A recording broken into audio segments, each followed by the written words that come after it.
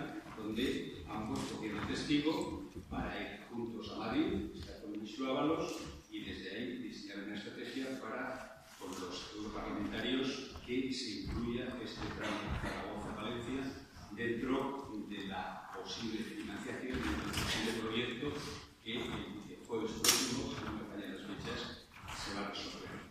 Evidentemente, el lunes, de nuevo el presidente Puig y Quimo Puig y el presidente Lambán, arropado por algunos de los aquí presentes, se vuelve a Bruselas porque es el último escalón previo a esa toma de decisiones para poder defender la inclusión de este tramo.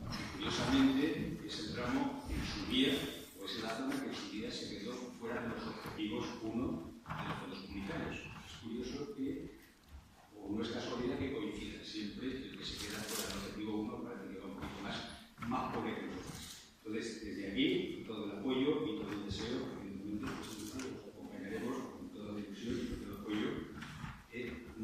Pero sí, como lógicamente de lo que es este tramo de corredor, personas más expertas, como el presidente de Poder, que por cierto, gracias a la sé la agenda que tenías cuando te llamé y es lo que has hecho, yo lo avancé ya casualmente. Bueno, se va a hablar de datos concretos. A mí sí que me gustaría hacer una reflexión de lo que representa este corredor. Este corredor es un corredor que puede vertebrar el 70% del territorio español. El 70% del territorio español, sin duda alguna, sería la franja económica y social más importante de España. Los polos catalán y el polo centralista de Madrid tendrían en medio una línea que vertebraría y que sin duda alguna tendría más peso específico. Luego, ahora que se habla tanto de política geoestratégica, yo creo que aquí de la Roja es un tema que todos los que tenemos algún tipo de representación económica, social política, pues tenemos que trabajar para sumar y para tratar de reivindicar esa vaca que es muy importante. Es que el ferrocarril no tiene que ser exclusivamente una infraestructura donde suben mercancías, suben personas a las mercancías.